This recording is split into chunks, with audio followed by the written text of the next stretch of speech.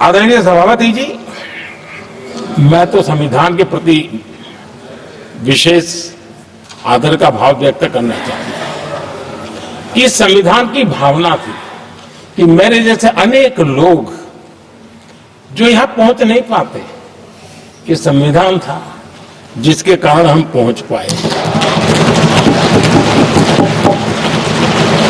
क्योंकि हमारा कोई बैकग्राउंड नहीं था। हम यहां तक कैसे आते हैं? ये संविधान का सामर्थ्य था, जनता जनार्दन के आशीर्वाद थे। इतना बड़ा दायित्व, और मेरे जैसे बहुत लोग यहां भी जिनका ऐसा कोई बैकग्राउंड नहीं है, यही एक सामान्य परिवार से आए हैं, और आज संविधान ने हमें यहां तक पहुंचाया है। और ये भी कितना बड़ा सौभाग्य है कि हमें देश ने इतना स्नेह दिया, एक बार नहीं, दो बार नहीं, 3 बार। ये हमारे संविधान के बिना संभव नहीं था। आदरणीय सभापति जी,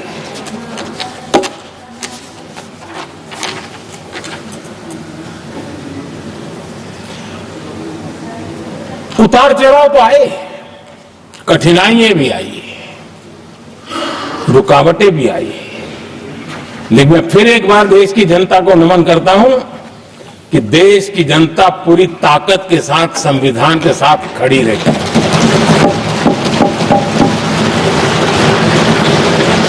आदरणीय सभापति जी, मैं आज यहां किसी की व्यक्तिगत आलोचना करना नहीं चाहता हूं, लेकिन तथ्यों को देश के सामने रखना जरूरी है, और इसलिए मैं तथ्यों को रखना चाहता हूं।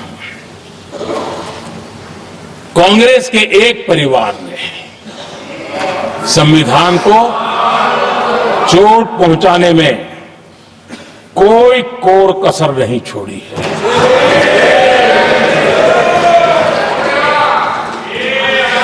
और मैं इसलिए एक परिवार का उल्लेख करता हूं कि 75 साल की हमारी यात्रा में 55 साल एक ही परिवार ने राज किया है।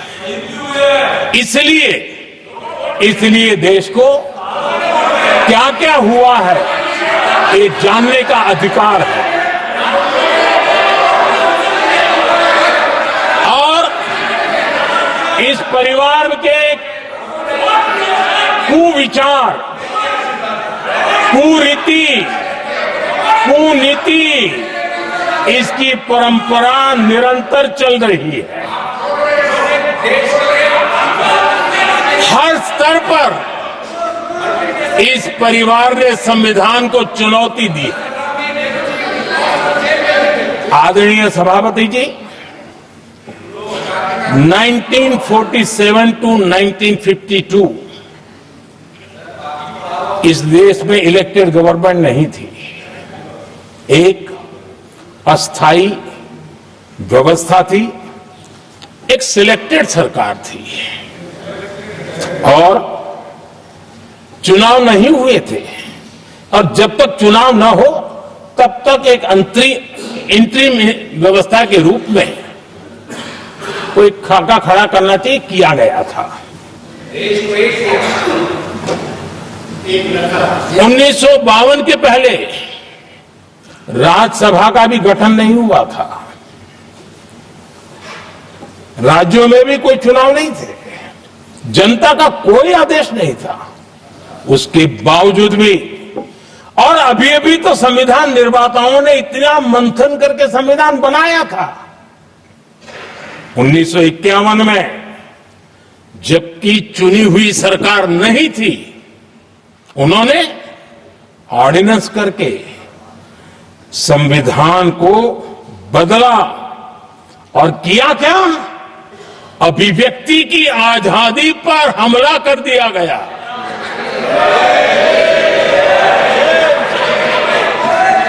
और ये संविधान निर्माताओं का भी अपमान था, क्योंकि ऐसी बातें कोई संविधान सभा में नहीं आई होगी, ऐसा नहीं है, लेकिन वहां उनकी चली नहीं।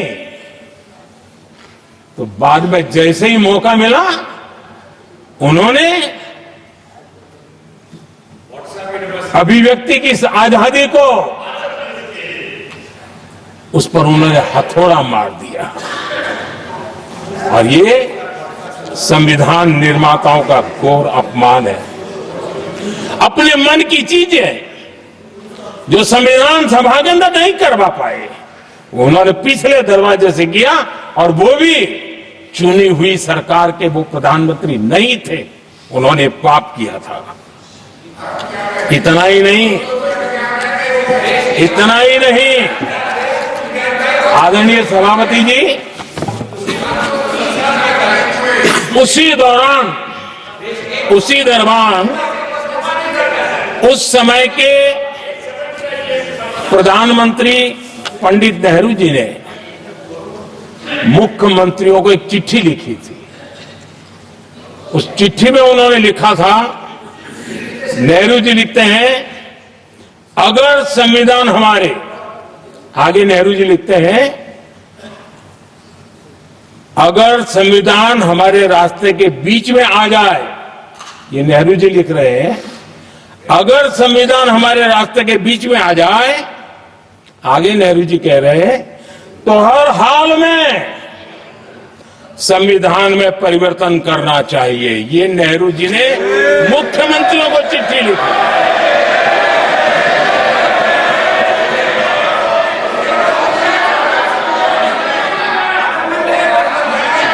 और आदरणीय सभापति जी, ये भी देखिए, 1951 में ये पाप किया गया, लेकिन देश चुप नहीं था।